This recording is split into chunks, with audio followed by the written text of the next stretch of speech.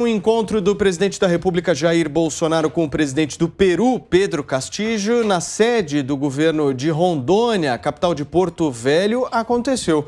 Entre os assuntos a serem tratados, devem ser assinados um acordo bilateral para o comércio de carnes. Em conversa com jornalistas, Bolsonaro tratou de alguns outros assuntos que vêm provocando muita turbulência aqui no país. E nós vamos ouvir um trecho da fala do presidente da República agora. Nada é fácil. Quem opta por dar ouvido a discursos fáceis, o preço se paga bastante alto lá na frente. Nós queremos um Brasil forte, bem relacionado com o mundo todo. Da minha parte, jamais vocês vão ouvir eu falar que vou mandar para o Congresso uma proposta para regular ou democratizar a mídia. Jamais. Por mais que eu sofra com a mídia de maneira geral, que é comum isso acontecer, jamais eu vou retaliar. Jamais vamos falar que devemos, por exemplo, rever a mini-reforma trabalhista do governo Temer. Foi suprimido porque estão lá no artigo 7º da nossa Constituição. Reajuste de servidor, presidente, o senhor acha que vai decidir? O problema é o orçamento. Nós gastamos em 2020 700 bilhões com a Covid. Um gasto enorme. Muitos governadores fecharam tudo. 38 milhões de pessoas que viviam na informalidade ficaram sem ter o que comer. Então nós investimos, gastamos o equivalente a 15 anos de Bolsa Família com auxílio emergencial em 2020, dando 5 parcelas de 600 e 4 de 300 reais. Por mês, na primeira parte, a gente se endividava em quase 50 bilhões por mês. Muito bem, nós ouvimos então um trecho da fala do presidente da República hoje no estado de Rondônia, justamente para firmar um acordo com o presidente do Peru. E eu coloco o nosso time na tela, dando uma boa tarde a todos, ao Piperno, ao Constantino, à Bruna Torlai e ao Serrão. E já colocando justamente uma pergunta para você, Constantino, porque o presidente da República repete um discurso que ele fez ontem, inclusive no Congresso Nacional. Essa deve ser a tônica da campanha dele? Boa tarde, Paulo. Sem dúvida, ele está mudando o tom, ele vai começar a comparar o tempo inteiro com o principal adversário, que é o Lula, né? Então mostrar a diferença de comportamento, apreço à liberdade, por exemplo, da imprensa ou de expressão, apesar de ser um alvo, né, de uma virulência e de uma violência que nenhum outro governante na história do Brasil foi, enquanto que ele vai ficar lembrando que o seu adversário quer censura e por aí vai. E olha, isso é até interessante, porque foi dito nessa ocasião em que ele está encontrando o Lula do Peru.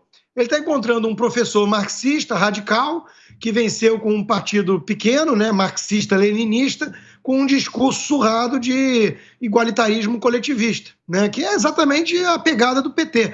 Então, é curioso porque ele está demonstrando ao mesmo tempo pragmatismo.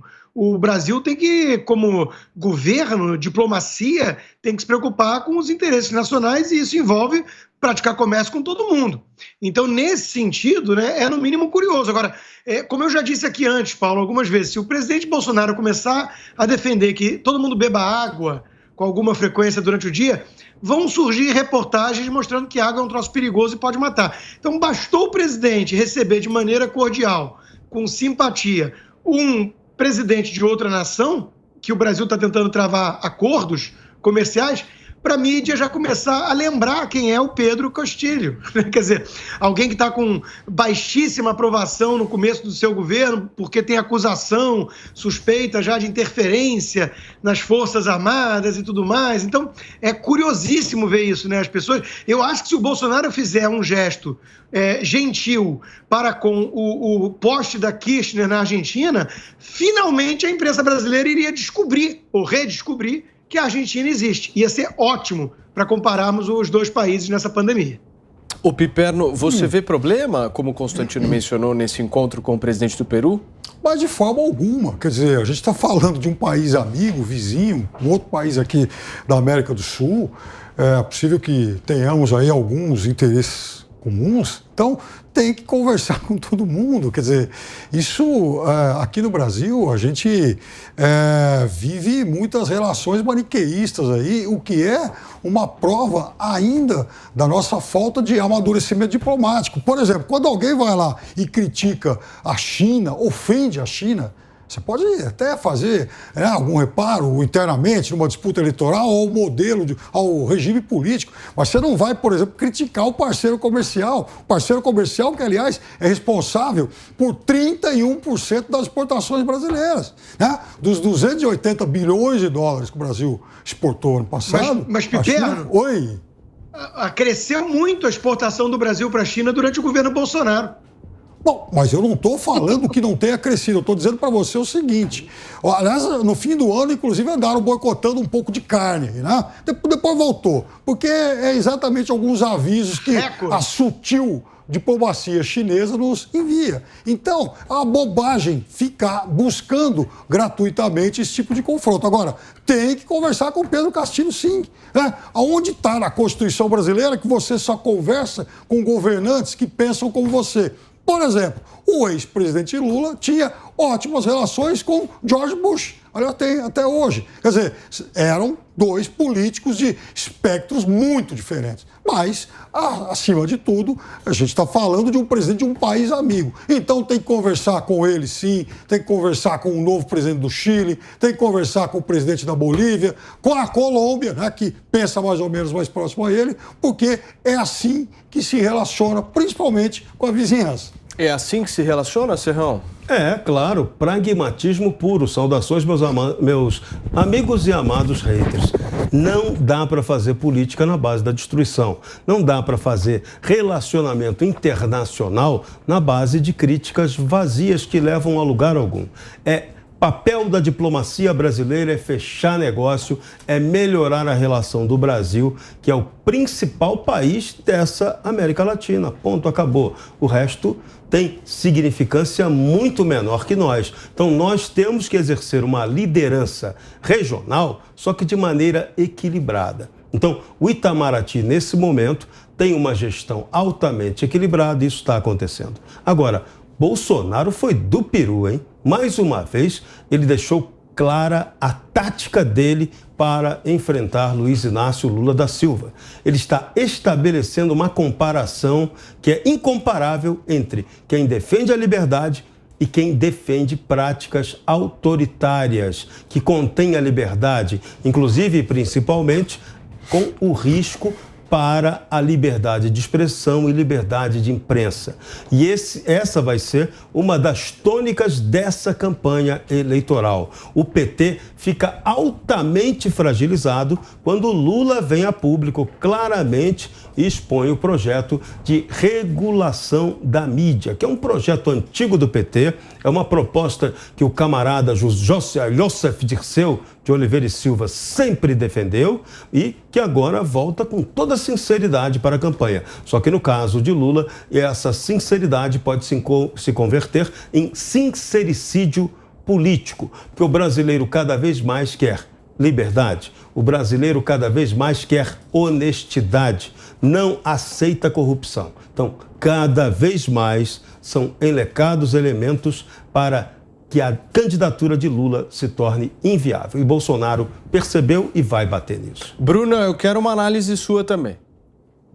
Eu acho interessante tudo isso que eles têm falado, os colegas, né? Boa tarde, Paulo, os colegas, os que nos acompanham, mas assim, isso me faz lembrar do paradoxo, né? Desse princípio liberal de você defender a sua soberania, conversar com todo mundo, fazer negócios, colocar a parte econômica separada da parte política e da porta para dentro você cuida do seu país. Eu entendo isso, sempre achei isso muito racional, muito razoável, e ao mesmo tempo eu percebo que isso coloca justamente todos os defensores da liberdade, esse é o caso do Bolsonaro, né, como ele deixou bem claro no discurso, diante de um paradoxo, né? As pessoas que mais defendem a liberdade, ao mesmo tempo, são aquelas que ficam mais, digamos assim, desprotegidas contra adversários que não prezam a liberdade. Eu estou dizendo isso porque eu tenho reparado na estratégia eleitoral da esquerda que ela é mentirosa, ela é canalha, ela é sentimentalista, ela é tudo assim de mais baixo, né? E usa o termo democracia. E aí quando a gente vê o Bolsonaro, que tem essa imagem mais turrona, que usa um vocabulário mais difícil, mas ao mesmo tempo diante da imprensa está dizendo, não, vocês me tratam mal, mas eu respeito a liberdade de vocês, o que é um típico princípio liberal, a gente percebe que mesmo nesse cenário, o que é mais engraçado é que parece que aquele que quer dominar, que quer conquistar, né, ele tem mais chances, porque justamente aquele que respeita o próximo, que não vai acabar com ele, acaba se tornando vulnerável diante de alguém que tem ímpetos de conquistador ou de alguém predatório, né? Porque o Lula ele faz uma campanha predatória. Agora ele está associando até o assassinato lá do refugiado congolês do Moise a Bolsonaro, milícia inventando história.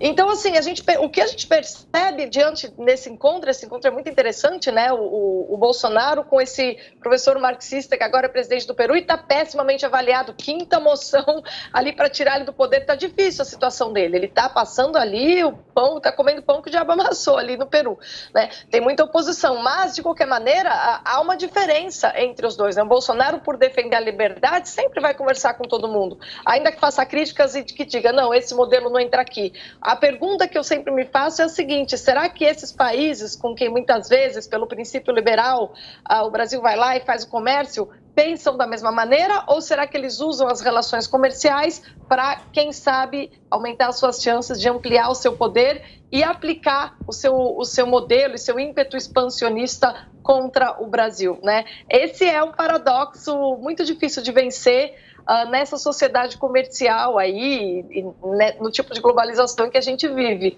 mas ele permanece real. Há um risco nessa atitude, ainda que ela seja elogiável. Muito bem. Pipeno me pediu a palavra?